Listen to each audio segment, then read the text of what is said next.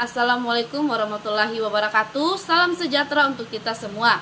Perkenalkan, nama saya Mirayanti dari program studi PG PAUD semester 7 dengan NIM 859553717. Pada kesempatan kali ini saya akan mempresentasikan tugas mata kuliah filsafat ilmu mengenai peran filsafat ilmu dalam pendidikan. Yang pertama, peran filsafat ilmu dalam mengawasi dan memperkuat eksistensi keilmiahan dan nilai dalam ilmu pendidikan. Pada poin pertama, yaitu filsafat ilmu berperan sebagai dasar kritis dalam ilmu pendidikan. Filsafat ilmu yaitu bekerja dalam 3 aspek. Yang pertama, ontologis, epistemologis, dan aksiologis. Secara ontologis, filsafat ilmu mempertanyakan hakikat pendidikan, seperti apa itu pendidikan, belajar, dan serta didik. Pendidikan dipahami bukan hanya sebagai transfer pengetahuan, tetapi juga proses pembentukan manusia. Sedangkan secara epistemologis, yaitu filsafat ilmu yang memastikan bahwa pendidikan memiliki dasar ilmiah melalui metode dan sumber pengetahuan yang jelas, baik kuantitatif, kualitatif, maupun mitos. Sedangkan aksiologis, yaitu filsafat ilmu yang menekankan bahwa pendidikan selalu berkaitan dengan nilai moral, sosial, budaya, dan kemanusiaan. Jadi, pendidikan harus memiliki arah atau tujuan yang bermakna. Yang kedua, pendidikan bermakna sebagai penguat perkembangan filsafat ilmu. Pada poin kedua, hubungan antara pendidikan dan filsafat ilmu bersifat saling mempengaruhi. Pendidikan yang bermakna adalah pendidikan yang kontekstual, relektif, dan emansipatoris. Pendidikan seperti ini dapat memperkaya filsafat ilmu karena melahirkan berbagai refleksi dan persoalan baru dalam dunia pendidikan. Contohnya seperti apa? Yaitu perkembangan digital e-learning, krisis moral, dan ketimpangan akses pendidikan yang menjadi bahan pemikiran baru dalam filsafat pendidikan.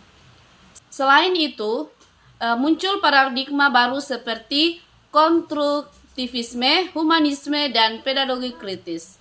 Salah satu tokohnya adalah Paulo Freire yang memandang pendidikan sebagai proses pembebasan manusia.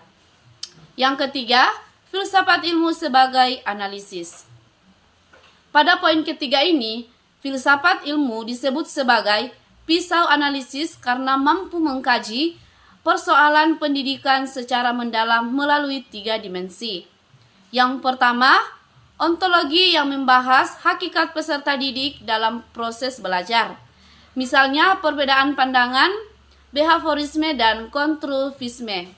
Yang kedua, epistemologi, yaitu membahas tentang bagaimana pengetahuan diperoleh dan metode pembelajaran yang digunakan, seperti metode ceramah dan problem based learning atau PBL.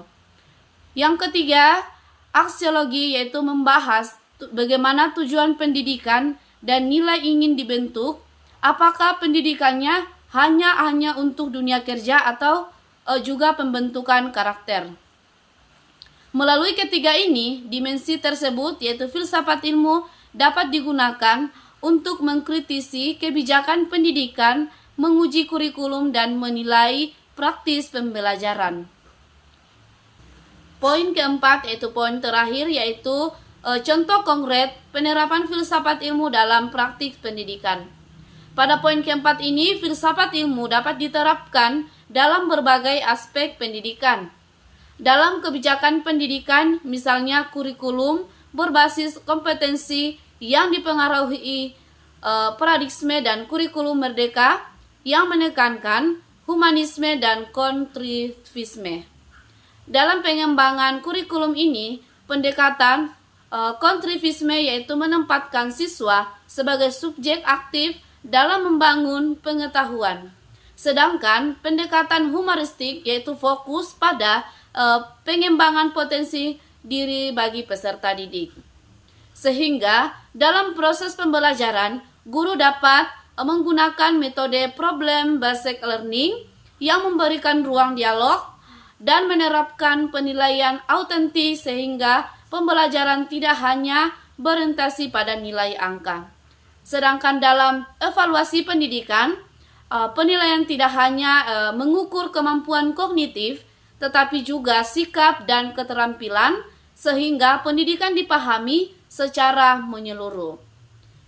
Jadi, kesimpulan dari keempat poin yang saya jelaskan, yaitu karena tanpa filsafat ilmu, pendidikan dapat kehilangan arah kemanusiaannya dan hanya menjadi kegiatan rutin semata. Demikian dari saya. Mohon apabila masih terdapat kekurangan. Terima kasih atas perhatian Bapak, Ibu, dan teman-teman sekalian. Wassalamualaikum warahmatullahi wabarakatuh. Salam sejahtera untuk kita semua. Bye-bye.